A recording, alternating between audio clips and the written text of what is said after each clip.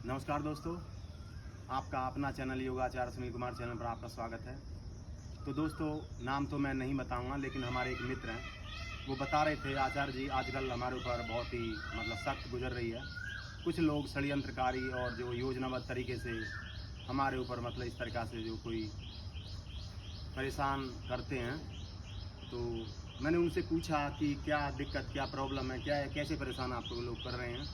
बोला जी वो पैसे का लेन देन कुछ था, तो उस वजह से ऊट पटांग कमेंट करते हैं, इस तरीक़ा से परेशान करते हैं। तो दोस्तों, कोई किसी को परेशान नहीं करता है और कोई किसी को नहीं फंसाते हैं। बस निहित स्वार्थ यानी जो लालच होता है व्यक्ति का, उसी के अकॉर्डिंग उन्हीं के अनुसार लालच के वशीभूत होकर के फंसते हैं सभी लोग। अब क्या है, ये बड़ी विडंबना है हमारे देश में कि सभ्यता और संस्कृति ये लुप्त होती चली जा रही है। तो जब संस्कार और सभ्यता और संस्कृति ही जब लुप्त होती चली जा रही हैं, तो उनको क्या कहें, जो मन में आएगा वो करेंगे। जैसे ही उन्होंने परिवार में माता पिता 3 प्रकार के संस्कार होते हैं दोस्तों।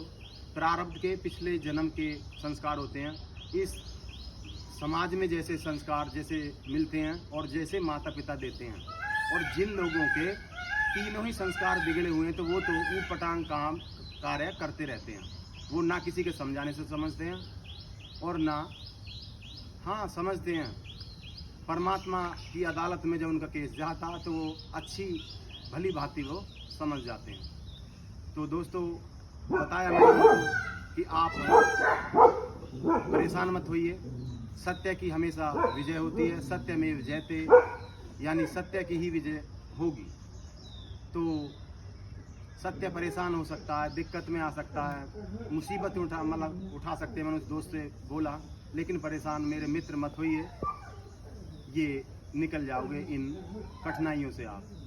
तो दोस्तों, आपसे अपील है, रिक्वेस्ट है, किसी के साथ भी आप झूठा या झूठ की कोई भी साक्षी किसी को ना दें। सत्य में ईश्वर वास करते हैं और सत्य का ही अनुसरण आपको करना चाहिए। और जिस लालच के वशीभूत होकर के आप ये धन एकत्रित करते हैं, यकीन मानिए दोस्तों कि बेटा एक दिन बहू का हो जाएगा, लड़की को दामाद जी ले जाएंगे, ये जिंदगी मौत से हार जाएगी और ये पशु पक्षी आपके बाड़े में रह जाएंगे, सगे संबंधी शमशान तक जाएंगे, और ये शरीर जो आप तेल मालिश इत्र छिड़कते हो, ये सब चिता पे रह जाएंगे, चिता पे या कवर में रह जाएंगे। तो दोस्तों, जाएगा आपके साथ तो धर्म या अधर्म ही जाएगा। इसलिए आपसे विनती है, धर्म के कार्य करें, धर्म के जो लोगों को बताएं धर्म के बारे में। बहुत सारे लोगों को तो यही मालूम नहीं है कि धर्म के लक्षण कितने होते हैं। धर्म के 10 लक्षण होते हैं दोस्तों। बस लाड में काले सभ्यता पद्धति चली आ रही है, उसी के अकॉर्डिंग बस धन को ही सर पर ये समझ लेते हैं, जबकि ये जीव की भूल है, बहुत बड़ी भूल है ये। तो दोस्तों, इस तरीक़ा से मैंने उनसे बताया कि आप बिल्कुल भी कुंठित ना हो, परेशान ना हो। परमात्मा सब देखते हैं, क्योंकि जीव क्या है कि ये स्वतंत्र है, कर्म करने में स्वतंत्र है, लेकिन कर्म करने के बाद परतंत्र हो जाते हैं। आज नहीं तो आज के दिन गलत किया है तो गलत की सजा ये भुगतेंगे, और परमात्मा सबको पल पल देखते रहते हैं। जैसे हमारे फ़ोन में आपने देखा होगा चिप होती है, ऐसे हमारे बॉडी में भी चिप है। एक मन होता है, एक अवचेतन मन होता है कि जो हम कार्य करते हैं तो हर रोज़ वो हमारे जो कार्य हैं उनमें वो फीड होते रहते हैं। और जब इस भूलोक को छोड़ के जाते हैं तो तब परमात्मा का जीव का आमना सामना होता है, और तभी हिसाब किताब होता रहता है कि आप क्या गलत करके आए, क्या सही करके आए।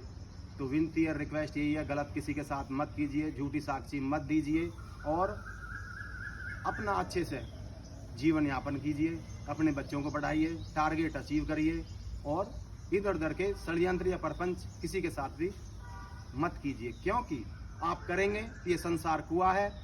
जैसी आवाज़ यानी जैसी संसार में आप कर्म करेंगे, ऐसे ही लौट के तुम्हारे पास एक दिन निश्चित आएंगे।